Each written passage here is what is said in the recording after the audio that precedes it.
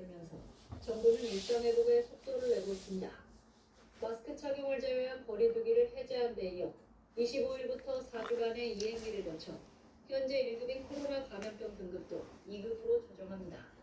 2급 감염병으로 지정되면 확진 시 7일간의 격리 의무가 사라지고 치료비, 유급휴가비 같은 정부 지원이 원칙적으로 중단됩니다. 확진자가 편하게 동네 병의원을 찾을 수 있다는 장점이 있지만 추가 확산 가능성은 배제할 수 없습니다. 국내 오미크론 재조합 변이 출현으로 제휴의 우려가 나온 가운데 고령층과 어린이 등 감염 취약층의 안전이 문제입니다.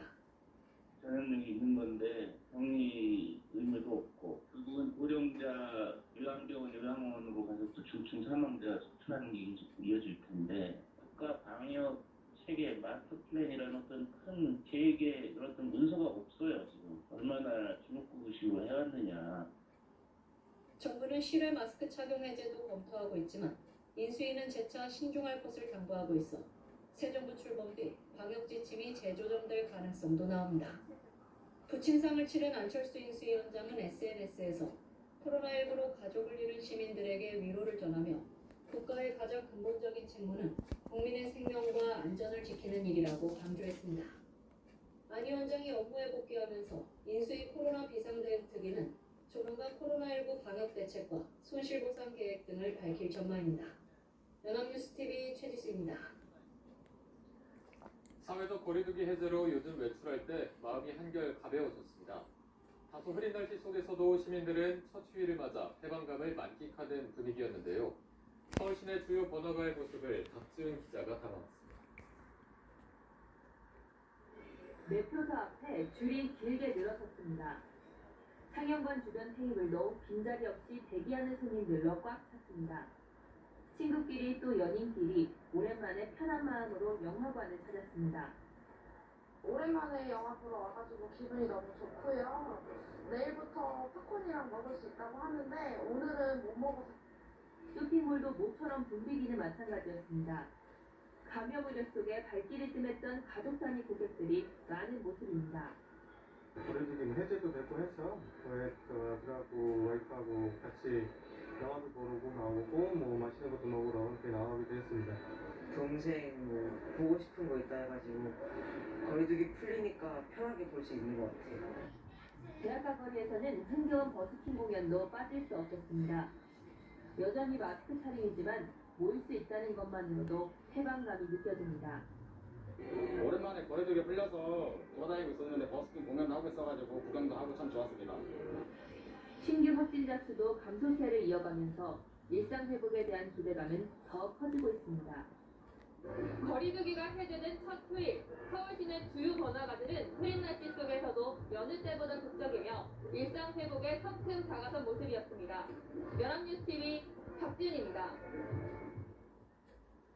이탈리아에서도 관광객이 가장 많이 찾는 도시 가운데 하나인 베네치아는 팬데믹 탓에 한동안 썰렁했지만 최근 들어 다시 활기를 띠는 모습을 보이고 있습니다.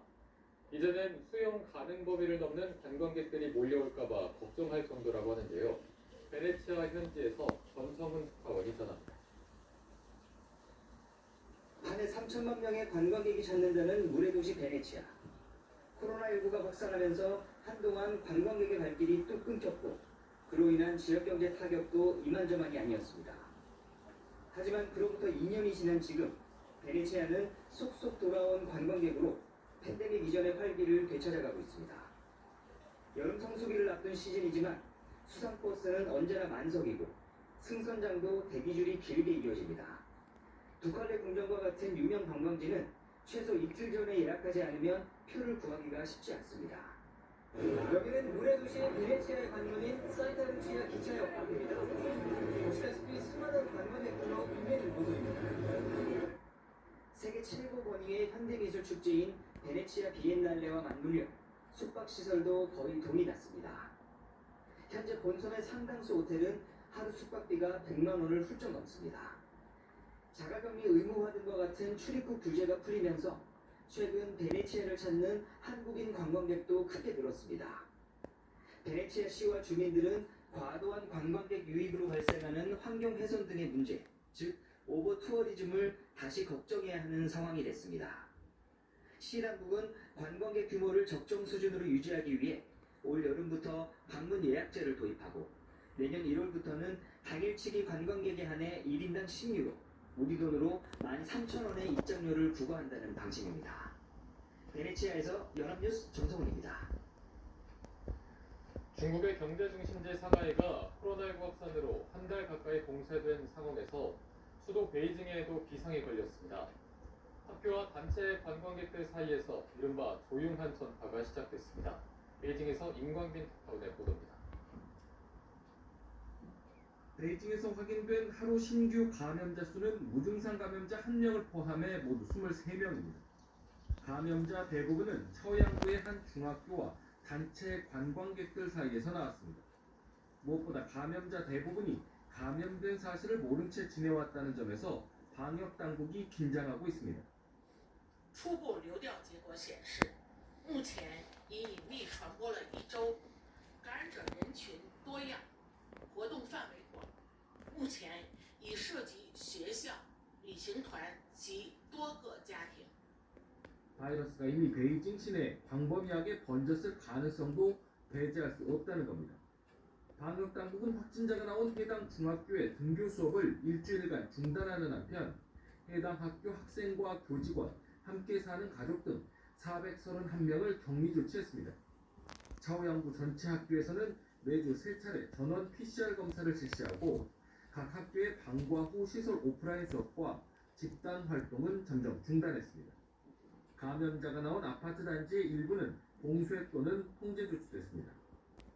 全市上下要即刻行动，坚持快字当头，进锐出战，事不过夜，抓好疫情处置，用最短时间遏制疫情扩散。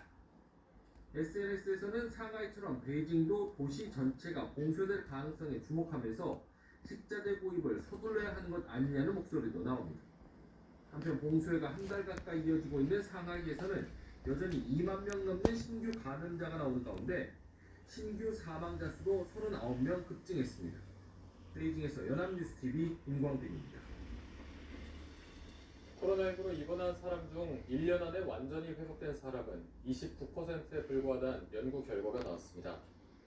영국 의학 전문지 랜시스에 실린 영국 국민보건서비스 보고서에 따르면 코로나19로 입원한 사람 중 5개월 후 완전히 회복됐다는 사람은 26%, 1년 뒤 완전 회복은 28.9%에 그쳤습니다. 70%가 넘는 나머지는 1년이 지나도록 코로나19로 인한 장기 후유증에 시달리는 것으로 집계됐습니다. 여성이 남성보다 완전히 회복될 가능성이 33% 낮았고 비만인 사람은 그렇지 않은 사람과 비교해 완전 회복될 가능성이 절반 수준이었습니다.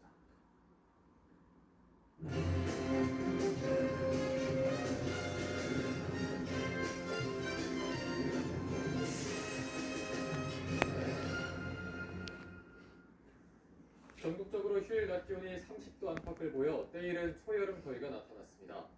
온 현상은 내일 저녁부터 곳곳에 많은 비가 내리면서 누그러집니다. 김동혁 기자. 봄의 한가운데인 4월이지만 거리는 벌써 초여름 풍경입니다. 입고 나온 겉옷이 거추장스럽고 여기저기서 반팔과 반바지가 등장합니다. 뜨거운 햇볕을 피하려 나무 그늘엔 돗자리가 가득하고 분수대 물줄기와 모터보트를 바라보며 더위를 식히기도 합니다.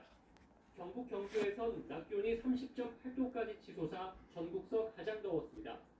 서울도 예년 5월 하순에 해당하는 24.5도를 보여 날씨가 한 달가량 앞섰습니다. 내일도 서울과 대전, 대구와 광주 등 전국서 30도 안팎을 기록해 날이 덥겠습니다. 때이른 고온 현상은 내일 저녁부터 점차 비가 내리면서 누그러지겠습니다. 특히 제주와 남해안으로는 시간당 30에서 50mm에 달하는 폭우가 쏟아지겠고 태풍급 강풍과 벼락도 동반돼 침수와 시설물 피해가 없도록 사전에 대비합니다. 이번 비는 26일 오전부터 새벽